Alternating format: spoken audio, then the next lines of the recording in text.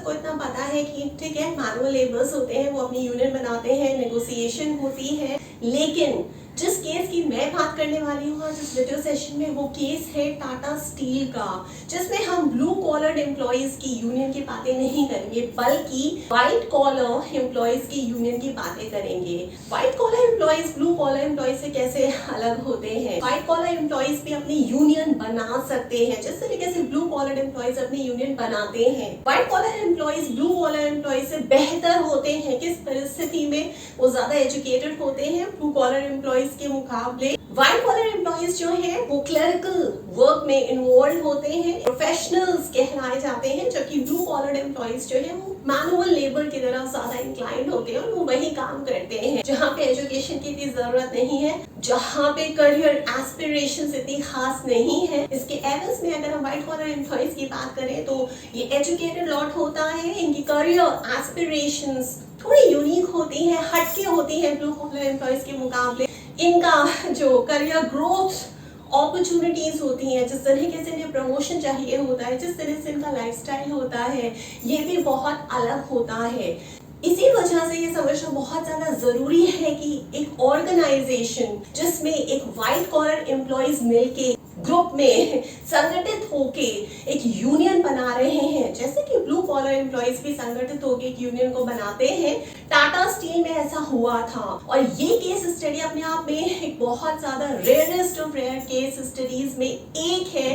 क्योंकि इंडियन अगर हम कंटेक्स्ट की बातें करते हैं तो इंडियन कंटेक्स्ट में आपको इस तरह की जो केस स्टडीज हैं जो व्हाइट कॉलर एम्प्लॉइज की यूनियन के बारे में बताती हैं, वो बहुत और बहुत ही लिमिटेड मिलेंगी। ये जो केस स्टडी है जिसके बारे में मैं आगे आने वाली सीरीज में बातें करती रहूंगी और आपको बताती रहूंगी कि किस तरीके से टाटा ने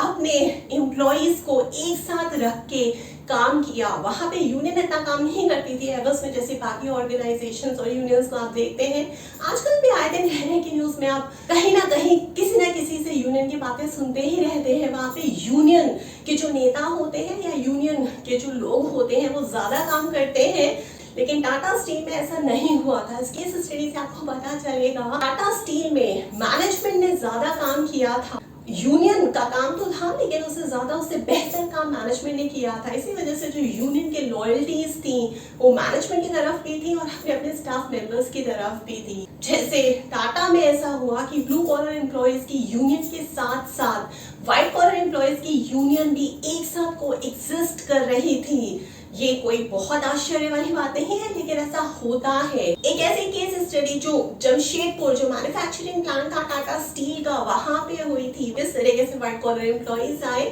उन्होंने संगठित होकर अपनी यूनियन बनाई जो कि को एग्जिस्ट कर रही थी ब्लू कॉलर एम्प्लॉइज के साथ। टाटा स्टील एक ऐसी कंपनी जो 1907 में स्टैब्लिश हुई थी, जिसका नाम पहले टिस्को था, जो पूरे एशिया की अगर आप कहें सबसे चीपेस्ट और सबसे बेहतरीन स्टील बनाने के लिए मानी जाती है ये कंपनी। और आज भी टाटा की मिसालें दी जाती है जहाँ भी हम ट्रस्ट की लॉयल्टी की बातें करते हैं या फिर हम किसी ऐसी केस स्टडी को इंडस्ट्रियल रिलेशंस में पढ़ने की कोशिश करते हैं या ह्यूमन रिसोर्स वाले कोई भी आपके बड़े बड़े MBA इंस्टीट्यूट के लेक्चरर्स या प्रोफेसर्स आपकी एग्जाम्पल देते हैं, अपने गेस्ट लेक्चर्स में बताते हैं, वहां पे टाटा का नाम जरूर आता है, जिससे आप हमेशा हमेशा बेहतरीन से बेहतरीन ह्यूमन रिसोर्स की बेस्ट प्रैक्टिसेस सीखते हैं, प्लस इंडस्ट्रियल रिलेशंस की बेस्ट प्रैक्टिसेस सीखते हैं। इसी में से एक केस स्टडी के बारे में हम इस वीडियो सीरीज में बात करेंगे, जो है टाटा स्टील की व्हाइट कॉलर एम्प्लॉइज की यूनियन।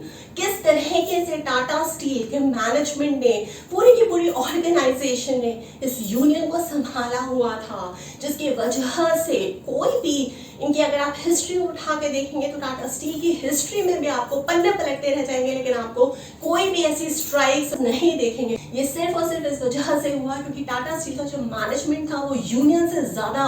काम करता था। टाटा स्टील का मैनेजमेंट जो है वो हमेशा और हमेशा यूनियन की बेहतरी के बारे में सोचता रहता था और बेहतरी के बारे में ही काम निरंतर और निरंतर करता रहता था। इसी वजह से ये केस स्टडी अपने आप में एक खास केस स्टडी बन जाती है। इस केस स्टडी में हम ये भी समझेंगे कि किस तरह से व्हाइट कॉलर एम्प्लॉइज की यूनियन का एटीट्यूड था यूनियन के लोगों की तरफ और मैनेजमेंट की तरफ। यहाँ पे हम एक नए शब्द को सीखेंगे जिसको कहा जाता है डुअल लॉयल्टी। जहां भी लॉयल्टी की बात आती है, यूनियन के स्टाफ मेंबर्स यूनियन की तरफ ज्यादा इंक्लाइंड होते हैं, मैनेजमेंट जो है वो मैनेजमेंट की तरफ या सीनियर मैनेजमेंट की तरफ या कंपनी या ऑर्गेनाइजेशन की तरफ ज्यादा इंक्लाइंड होता है। तो इस केस स्टडी को आगे बढ़ाने से पहले हम टाटा स्टील को एज एन ऑर्गेनाइजेशन समझेंगे, क्योंकि अगर हमने ऑर्गेनाइजेशन को, अगर हमने टाटा स्टील को ही नहीं समझा तो हम, जाहिर सी बात है कि उसकी जो व्हाइट कॉलर एम्प्लॉयज की यूनियन है उसको ठीक तरीके से नहीं समझ पाएंगे, यानी हम व्हाइट कॉलर एम्प्लॉयज की ट्रेड यूनियन को ठीक तरीके से एनालाइज ही नहीं कर पाएंगे।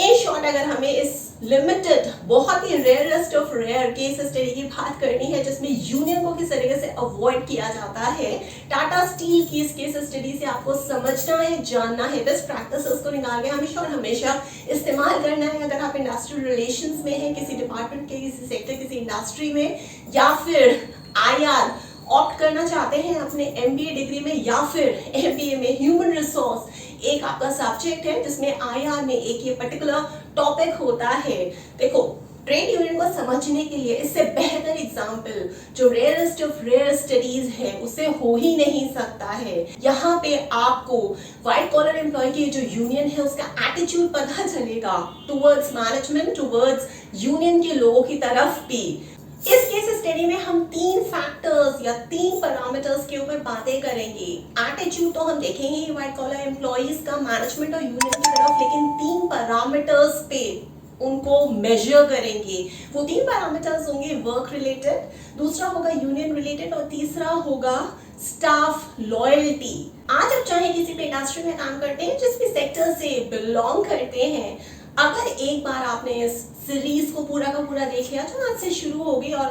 आगे तक जाएगी, तो आप दुनिया की सर्वश्रेष्ठ IR इंडस्ट्रियल रिलेशंस की प्रैक्टिसेस को समझने वाले हैं इस केस स्टडी के जरिए कि किस तरीके से आप यूनियंस को भी टैकल कर सकते हैं, किस तरीके से आप यूनियंस को अपने साथ लेके चल सकते हैं। यूनियन का मतलब ये नहीं होता है कि उनको सिक्लूड कर देना, उनका रास्ता ही बदल देना या उनका रास्ता ही अलग रखना मैनेजमेंट से। इस केस स्टडी से आप ये समझेंगे कि यूनियन को जिस तरीके से आज तक आप जिस नजरों से आप देखते थे, या जो आपका देखने का नजरिया था, या जो आपने समझा था अभी तक, वो एकदम गलत था। एक बार इस वीडियो सीरीज को देखने के बाद आप ना ही सिर्फ यूनियन को साथ लेके चलना सीखेंगे, बल्कि अपने एम्प्लॉयज को भी साथ लेके, चाहे कितनी ही बड़ी प्रॉब्लम या इशू क्यों ना हो आपकी कंपनी का, चाहे किसी भी इंडस्ट्री, किसी भी सेक्टर, किसी भी डिपार्टमेंट से बिलोंग करते हो, आप बड़ी से बड़ी मुश्किलें, क्योंकि यूनियन जब बनती है ना, यूनियन के जब मसले सामने खड़े होते हैं तो उससे ज्यादा बड़ा मसला होता ही नहीं है, वहां पे एक डेडलॉक लग जाता है।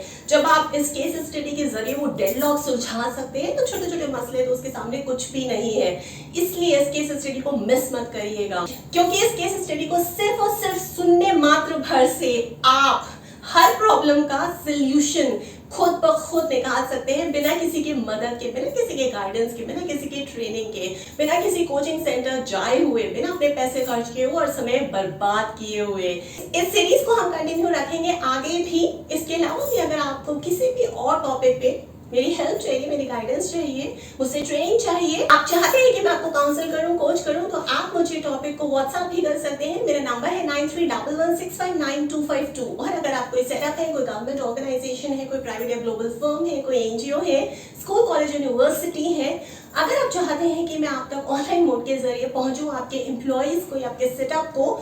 जैसे interns, associates, manager, senior manager, CX level के एम्प्लॉइज या CEOs को कोच करूं, काउंसिल करूं, मेंटर करूं, गाइड करूं या फिर ट्रेनिंग दूं, तो आप मुझे प्रपोजल भी भेज सकते हैं। मेरा ईमेल एड्रेस है verma.troli@gmail.com।